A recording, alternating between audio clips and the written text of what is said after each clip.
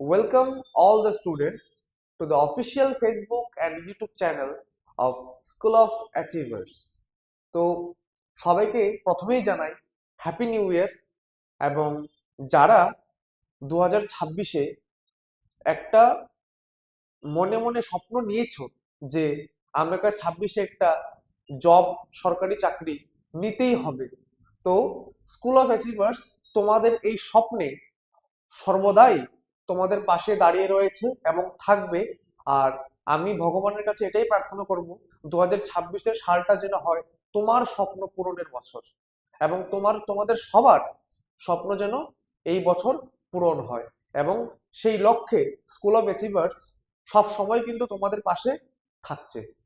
ঠিক আছে, চলো তাহলে আজকে আমাদের যে এই হিস্ট্রি ক্লাস এসটিজিটি, এটা কিন্তু আজকের সেকেন্ড ক্লাস হতে চলছে তোমাদের জন্য। এবং যে মোস্ট ইম্পর্টেন্ট কোয়েশ্চেন্স বা এমসিকিউ তোমরা বলতে পারো আমি যে নিয়ে এসেছি, এটার কিন্তু ফার্স্ট ক্লাস আমি দিয়ে দিয়েছি হিস্ট্রির ইউনিট 1 এর। তো ফার্স্ট এন্ড সেকেন্ড চ্যাপ্টার দুইটা ছিল, এটা কিন্তু আমরা প্রিভিয়াস ক্লাসে আমরা করে ফেলেছি, তোমরা চাইলে কিন্তু ইউটিউবে গিয়ে দেখতে পারো। আর আজকে আমরা করাবো থার্ড, ফোর্থ, ফিফথ, এই তিনটা চ্যাপ্টার কি কি? The political condition of India during 6th centuries BC and the history of the rise of Magadha and Ashoka's Dharma.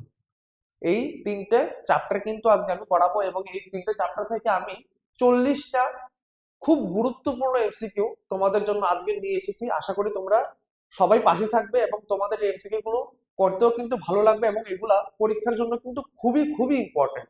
ঠিক আছে, চলো তাহলে আজকের ক্লাসটা শুরু করা যাক। চলো আজকে প্রথম প্রশ্ন আমরা স্টার্ট করি, দেখা যাক কি রয়েছে এখানে। ষষ্ঠ শতাব্দীতে খ্রিস্টপূর্ব ভারতে মোট কতটি মহাজনপদ ছিল? সবাই একটু আনসার করার চেষ্টা করো। অপশন দিয়েছে কয়টা?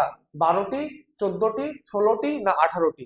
সবাই একটু তাড়াতাড়ি আনসার করার চেষ্টা করো, তাড়াতাড়ি ক্লাসটাকে আমরা শেষ করতে যাচ্ছি। চলো, ষষ্ঠ শতাব্দীতে খ্রিস্টপূর্ব ভারতে মোট কতটি মহাজনপদ ছিল? এটা সঠিক আনসার কি হবে? সঠিক আনসার হবে এটা কয়টি? 16টি। কারণ আমরা সবাই জানি মহাজনপদ কয়টি রয়েছে? 16টি মহাজনপদ রয়েছে। তাহলে সঠিক আনসার কি? যারা যারা সি আনসার করেছে বা গ আনসার করেছো তারা কিন্তু সবাই কিন্তু একদম সঠিক।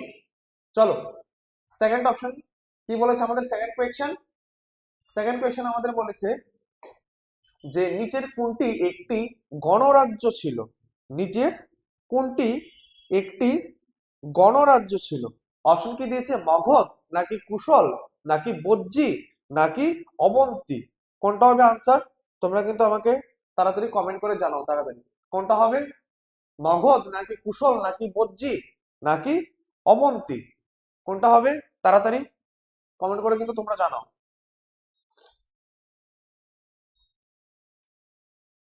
এটা সঠিক উত্তর হবে কি? এটা সঠিক উত্তর হবে বজ্জী। আবার সেম যারা সি আনসার করেছো তারা কিন্তু সবাই কিন্তু কারেক্ট। এবং বজ্জী, আমাদের যে বজ্জী এই জায়গাটা কি ছিল? এটা ছিল একটি, বজ্জী কি ছিল? বজ্জী ছিল একটি প্রজাতান্ত্রিক গণসংঘ। লিখে রাখতে পারো তোমরা, এটি ছিল একটি প্রজাতান্ত্রিক গণসংঘ।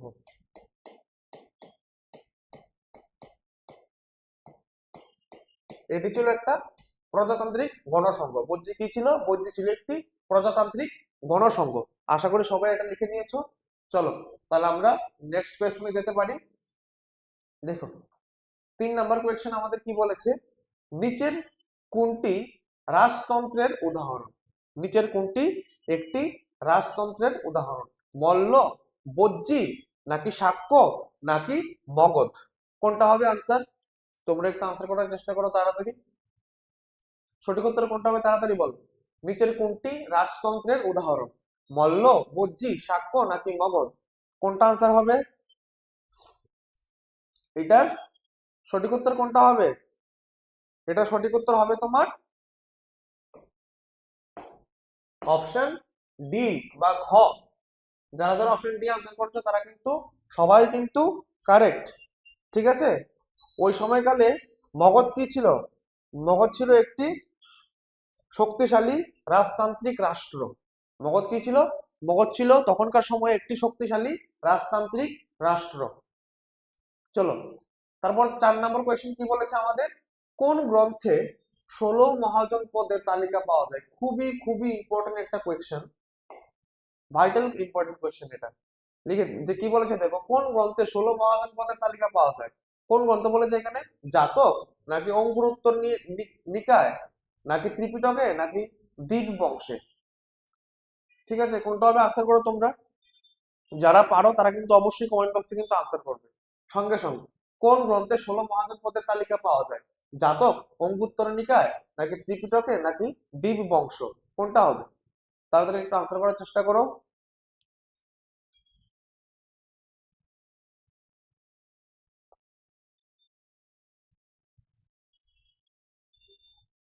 এটা সঠিক উত্তর কি হবে? যারা বি আনসার করেছো তারা কিন্তু সবাই কিন্তু সঠিক। এটা সঠিক উত্তর কি হবে? অঙ্গুত্তর নিকায়। অঙ্গুত্তর নিকায় হবে আমাদের চতুর্থ কোয়েশ্চেন এর সঠিক আনসার। 5 নাম্বার কোয়েশ্চেনে কি বলেছে দেখো, কুশলের রাজধানী ছিল। কুশলের রাজধানী কোথায়? কুশলের রাজধানী কোথায়? রাজগৃহে, নাকি পাটলিপুত্রে, নাকি শ্রাবস্তিতে, নাকি উজ্জয়িনীতে? কুশলের রাজধানী ছিল, কে ছিল কুশলের রাজধানী? রাজগৃহ, নাকি পাটলিপুত্র, নাকি শ্রাবস্তি, নাকি উজ্জয়িনী? তোমরা একটু আনসার করো তাড়াতাড়ি। কুশলের রাজধানী ছিল কোনটা? দেখো তাড়াতাড়ি। কুশলের রাজধানী ছিল কোনটা? সঠিক উত্তর হবে গ, মানে number C. Number C is the right answer. যারা যারা সি দিয়েছো তারা কিন্তু সবাই রাইট। তো শ্রাবস্তি হবে কুশলের রাজধানী। ঠিক আছে, সবাই কিন্তু কপি পেন নিয়ে যেগুলা কিন্তু প্রবলেম হচ্ছে এগুলো কিন্তু নোট ডাউন করে নেবেন। যেগুলোকে আমি ইম্পর্টেন্ট বলছি এগুলো কিন্তু পরীক্ষার জন্য একদম বিশেষভাবে ইম্পর্টেন্ট। ঠিক আছে, চলো নেক্সট কোয়েশ্চেন কি বলেছে দেখো, নিচের কোনটি একটি বাণিজ্যিক নগর ছিল? নিচের কোনটি একটি বাণিজ্যিক নগর ছিল? রাজগৃহ, নাকি তক্ষশিলা, নাকি হস্তিনাপুর, নাকি কুরুক্ষেত্র? কুরুক্ষেত্র, হস্তিনাপুর, তক্ষশিলা না রাজগৃহ? কোনটি একটি কি ছিল বাণিজ্যিক নগর? বাণিজ্যিক নগর কোনটি ছিল একটু আনসার করো তোমরা। নিচের কোনটি বাণিজ্যিক নগর ছিল?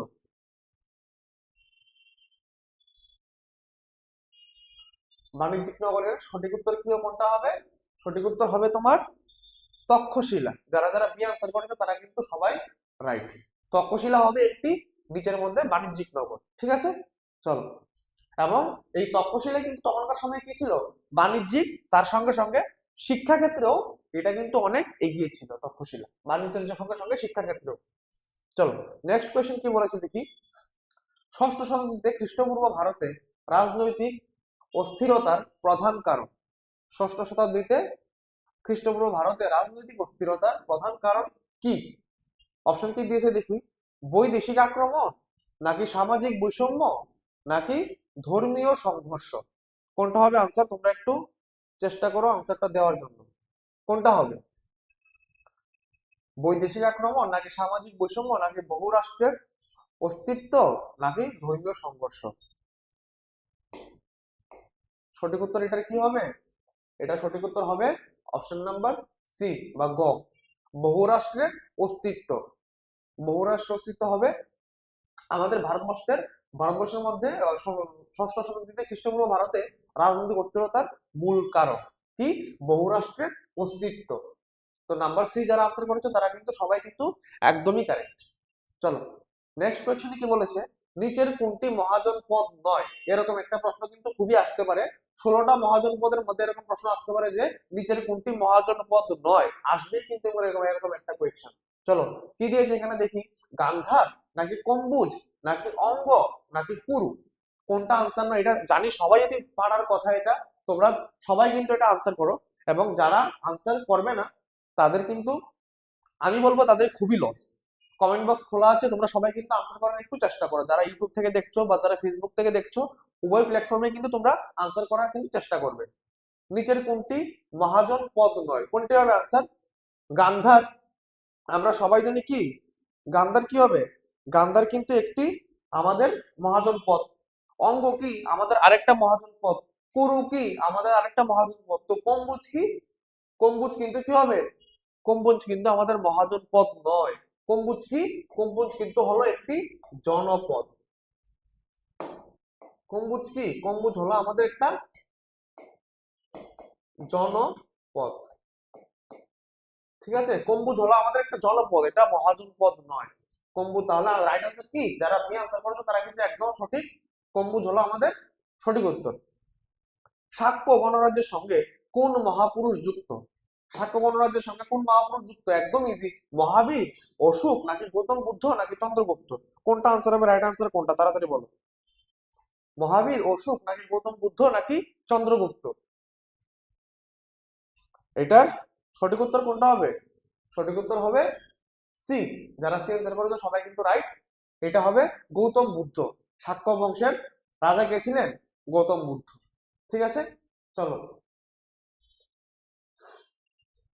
গণরাজ্যে শাসন পরিচালিত হতো, গণরাজ্যে শাসন কিভাবে পরিচালিত হতো? রাজার দ্বারা, নাকি পুরোহিত দ্বারা, পরিষদ দ্বারা, নাকি সেনাপতি দ্বারা? সবাই কিন্তু আনসার করার চেষ্টা করো। এটাও কিন্তু একটা ভালো কোয়েশ্চেন। গণরাজ্য শাসন কিভাবে পরিচালিত হতো? রাজাদের দ্বারা, নাকি পুরোহিত দ্বারা, নাকি পরিষদ দ্বারা, না সেনাপতি দ্বারা? Option A B C D, কোনটা হবে আনসার? তাড়াতাড়ি কিন্তু কমেন্ট বক্সে জানাও কোনটা হতে বলো। এটার সঠিক উত্তর কোনটা হবে? এটার সঠিক উত্তর হবে কি? গ, অপশন নাম্বার সি, পরিষদ দ্বারা। ওই সময়কালে কি করতো? যত যত সিদ্ধান্ত ছিল, সমস্ত সিদ্ধান্ত কিসের দ্বারা গ্রহণ করা হতো? পরিষদ দ্বারা কিন্তু গ্রহণ করা হতো, ঠিক আছে, গণরাজ্যের মধ্যে। ঠিক আছে, চলো। তাহলে এটা আনসার কি হবে? যারা যারা সি আনসার করেছো তারা কিন্তু সবাই কারেক্ট। চলো, নেক্সট কি বলেছে দেখি। অবন্তীর রাজধানী কোথায় ছিল? অবন্তীর রাজধানী কোথায়? উজ্জয়িনী, নাকি রাজগৃহ, নাকি পাটলিপুত্র, না মথুরা? কোনটা হবে দেখো। অবন্তীর রাজধানী ছিল, অবন্তীর রাজধানী কোনটা ছিল বলো? উজ্জয়িনী, নাকি রাজগৃহ, নাকি পাটলিপুত্র, নাকি মথুরা? কোনটা হবে আনসার বলো। কোনটা হবে আনসার? আশা করি এটা সবার পারার কথা। উজ্জয়িনী, নাকি রাজগৃহ, নাকি পাটলিপুত্র, নাকি মথুরা? কোনটা হবে বলো। এটা সঠিক উত্তর হবে কি? অপশন নাম্বার এ বা ক, উজ্জয়িনী। উজ্জয়িনী কি হবে? অবন্তীর রাজধানী। এবং উজ্জয়িনী ভারতের কোন দিকে অবস্থিত ছিল? এটা ছিল পশ্চিম ভারতে। কোন ভারতে? কোন দিকে? পশ্চিম ভারতে কিন্তু আমাদের উজ্জয়িনী যে স্থানটা, এটা কিন্তু অবস্থিত। ঠিক আছে, চলো নেক্সট কোয়েশ্চেন। যারা এ আনসার করেছো সবাই কিন্তু সঠিক। নিচের কোনটি উত্তর ভারতের মহাজনপদ? সেম ভাবে আমি কেন পশ্চিম ভারত বলেছিলাম, দেখো এখানে আনসার করে দিয়েছে কিন্তু উত্তর ভারতের মহাজনপদ। তার জন্য কোন ভারতের কোন পার্টের, ওইটা কিন্তু তোমাদের একটু হালকা করে দেখে যেতে হবে। ঠিক আছে, বলেছে কি নিচের কোনটি উত্তর ভারতের মহাজনপদ? কোনটা হবে দেখো, অপশন কি দিয়েছে? অবন্তী, মগধ, নাকি কাশী, নাকি গান্ধার? চারটের মধ্যে থেকে বলেছে কি কোন মহাজনপদটি ভারতের উত্তর ভারতের মহাজনপদ? বলো তোমরা সবাই একটু আনসার করার চেষ্টা করো, আশা করি সবাই পারার কথা। চলো আনসার করার চেষ্টা করো।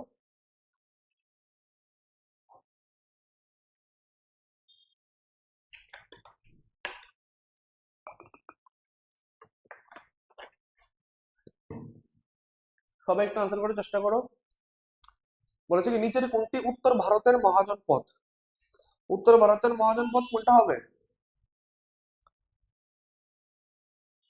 উত্তর ভারতের মহাজনপদ হবে, সঠিক উত্তর হবে কি? কাশী। কাশী কি? কাশী হলো আমাদের উত্তর ভারতের একটি মহাজন পদ। এবং এই কাশী কোথায় অবস্থিত জানো?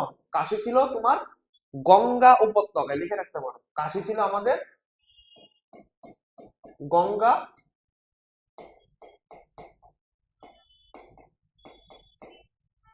গঙ্গা উপত্যকায় কিন্তু কাশী অবস্থিত।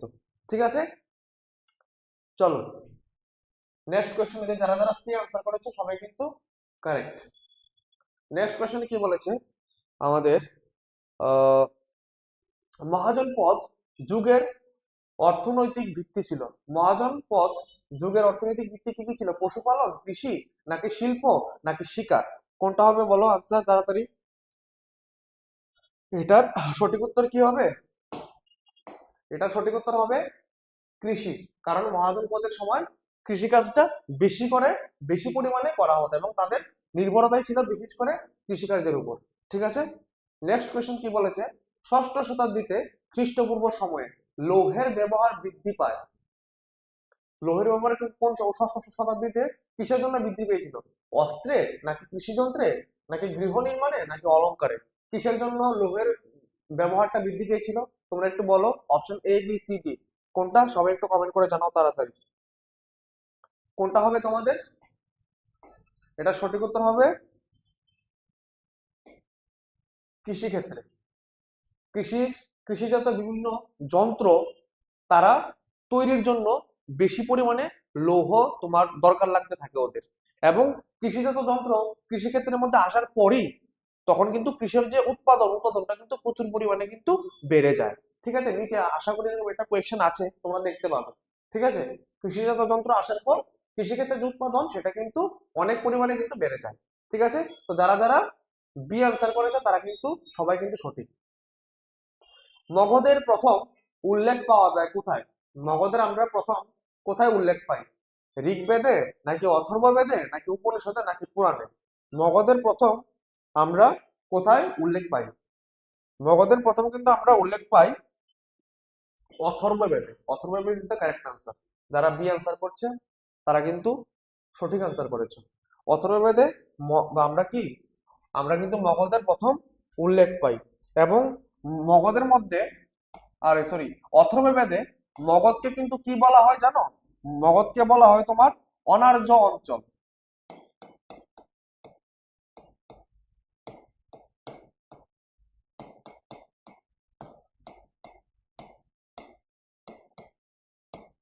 অথর্ববেদে মগধকে বলা হয় অনার্য অঞ্চল। লিখে রাখতে পারো তোমরা, এই ছোট্ট ছোট্ট যে আমি টপিক গুলো লিখে দিচ্ছি এগুলো কিন্তু তোমরা অবশ্যই নোট ডাউন করতে পারো। আমরা মগধের যে উল্লেখ পাই কোথায়? অথর্ববেদে। আর অথর্ববেদ অনুযায়ী মগধকে কি বলে জানা যায়? অনার্য অঞ্চল বলা হয় অথর্ববেদের মধ্যে। ঠিক আছে, চলো যারা যারা বি আনসার করেছো তারা কিন্তু সঠিক। দেখি নেক্সট কোয়েশ্চন কি বলেছে, মগধের প্রথম শক্তিশালী রাজা ছিলেন। মগধের প্রথম শক্তিশালী রাজা কে? মগধের প্রথম শক্তিশালী রাজা ছিলেন আমাদের কে?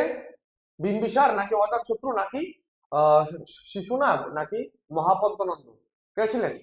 সঠিক উত্তর হবে অপশন এ, বিম্বিসার, মগধের প্রথম আর শক্তিশালী রাজা।